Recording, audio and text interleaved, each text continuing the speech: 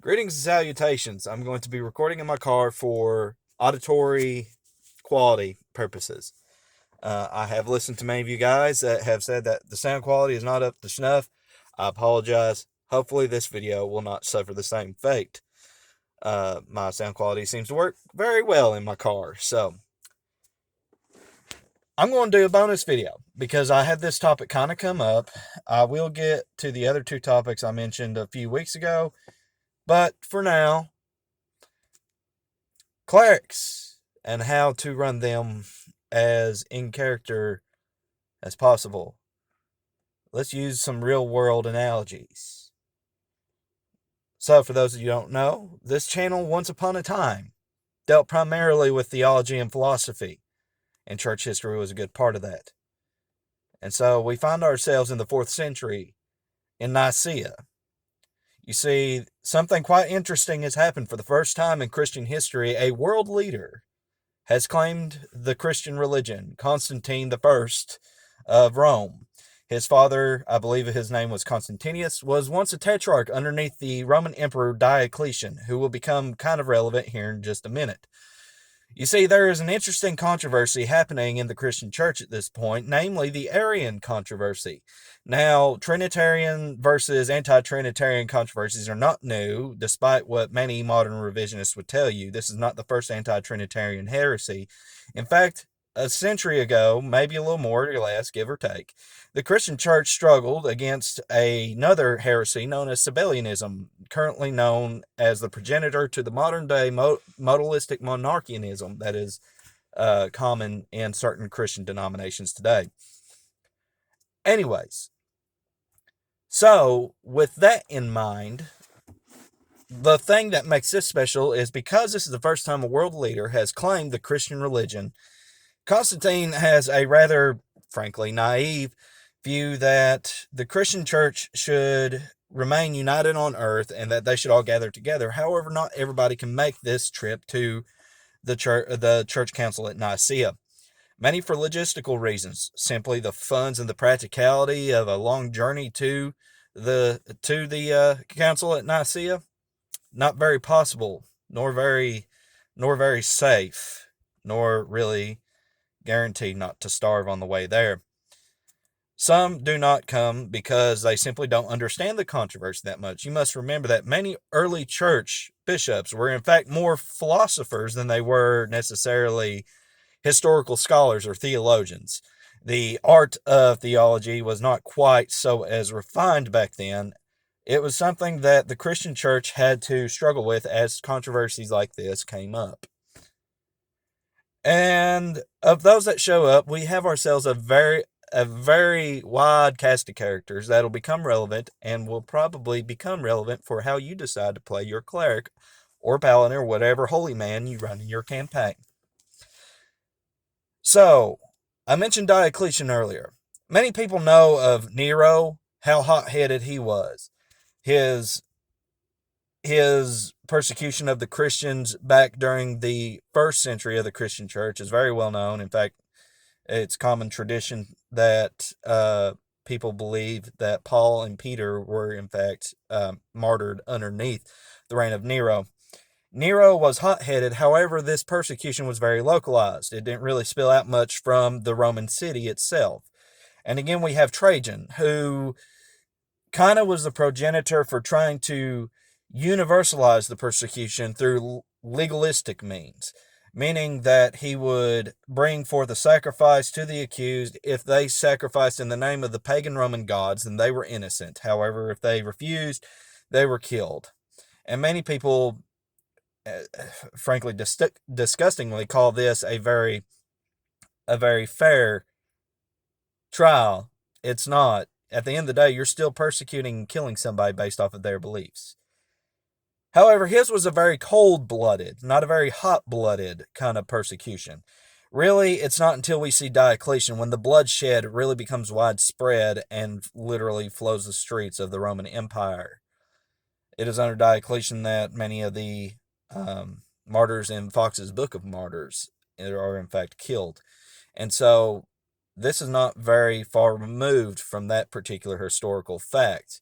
As mentioned, Constantine's father was a tetrarch underneath Diocletian. However, his father was not quite so.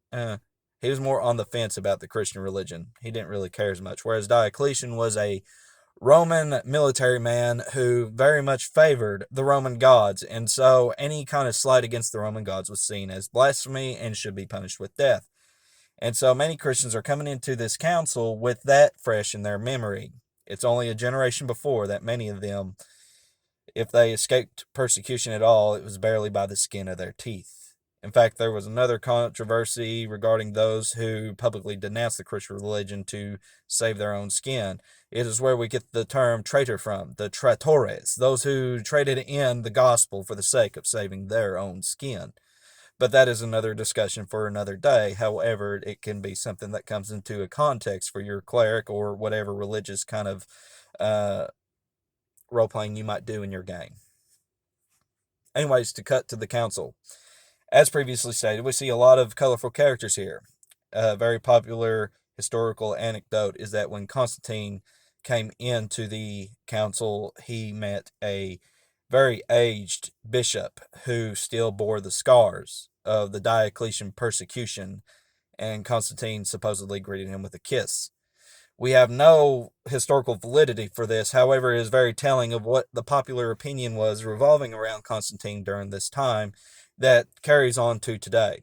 We see such characters such as Nicholas of Myra, who many people will know as Saint Nicholas, aka Santa Claus, and he is venerated in the Eastern Orthodox and Roman Catholic Church as a patron saint of charity and giving and children. And he is here, and as in contradiction to his very popularized caricature in today's culture, he is definitely much more of a hothead and more of a firebrand than many people paint him, and we'll get to that here in a minute. We see men like Athanasius of Alexandria, who has more of a little bit of a personal grind, personal axe to grind with the Arians. You see, Athanasius woke up one day in his town of Alexandria in Egypt to find that the whole world seemingly turned Arian overnight, and he had actually lost his bishop position at his local church. Contrary to what many modern liberal theologians will tell you, the persecution on the Christian church was not done so much by the Trinitarian side as it was the Arian side. In fact, many people showing up on the Trinitarian side are men who lost their positions at their churches and found themselves in very poor conditions despite helping to build these particular establishments. You have men like Eusebius of Caesarea, who is more of a historian.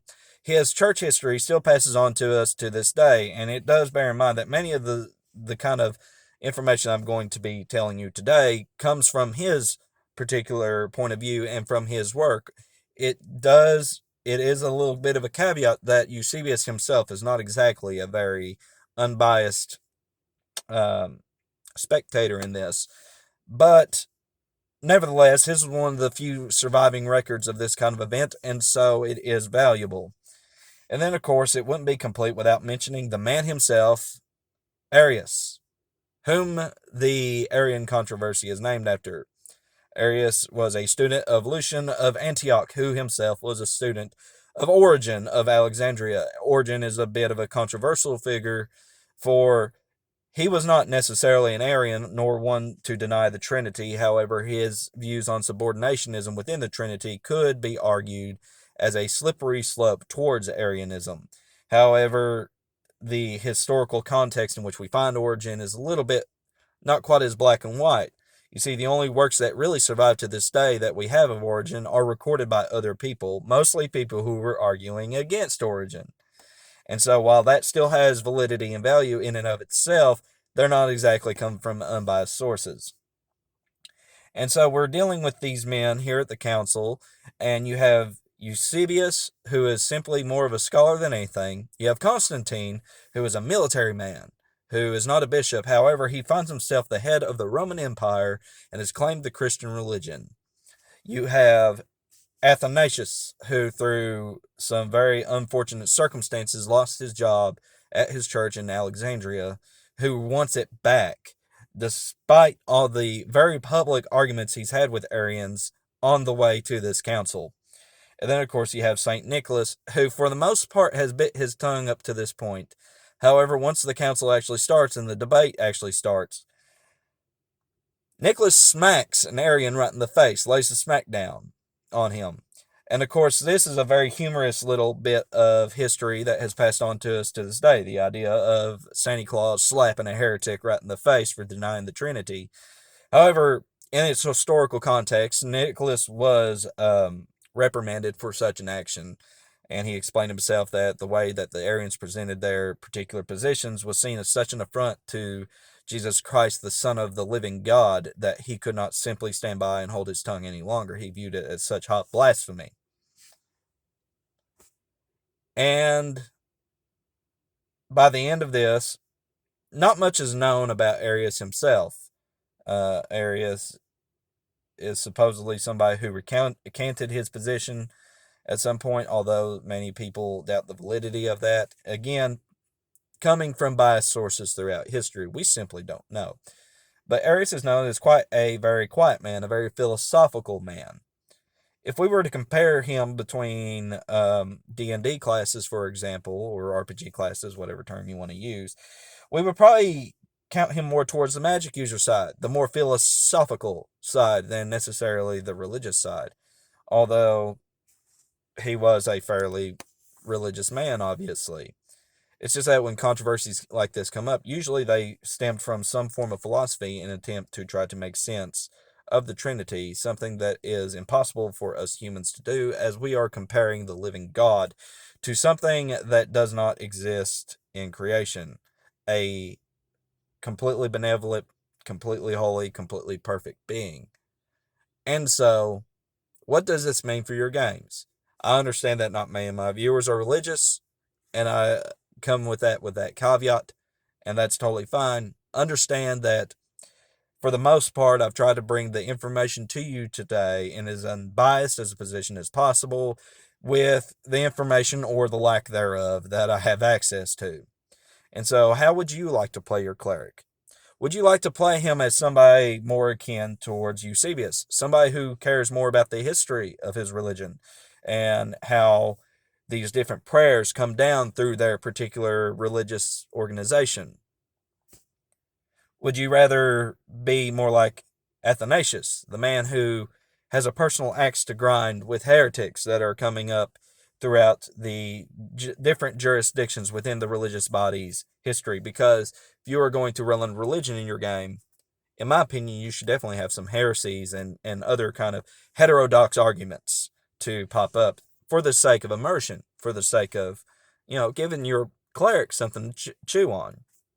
Although it's not mandatory. I just recommend it. Or are you more like Nicholas of Myrna, a hot-headed man who, rather humorously, will be kind of known for charity and kindness towards children especially, but in this particular instance was such a firebrand that he smacked the taste out of the mouth of an Arian heretic? Would you rather be like him? Or perhaps maybe you'd rather be the heretic. Maybe you'd rather be like Arius, a man who causes controversy seemingly by wherever he goes. I won't bring up Lucian because, again, little is known about Lucian, but he's not a very well-known figure to the point where all we really know about him is Arius studied him, and Lucian studied Origen, which Arius also studied Origen. Or would you like to be like Origen, who, if we had to compare it to classes again, would definitely be more on the magic user side? A man who was not very biblically literate, but tried to make sense of the Christian religion from a philosophical standpoint. There's nothing wrong with that. However, we must also be careful within our Christian religion not to let the thoughts of man tread upon the holy things of God. It's a very fine line. However, it is a thought process that can be done very rationally, reasonably. And of course, as with all controversies, especially within the Christian religion, dialogue is the best option rather than bloodshed. But, anyways, would you rather be like him? The man who was actually one of the first men to translate the scriptures into a polyglot, which was a codex of various different languages, mostly in Greek, because he spoke Greek. So would you rather be like him? Some thoughts to chew on as you go about your gaming sessions and so on and so forth. But I want to thank you guys for tuning in. I appreciate all the love and all the likes and all the subscriptions. I truly appreciate it. I'm going to try my best to present you the best material that I possibly can. And as always, guys, take care. God bless. I'll see you on the other side.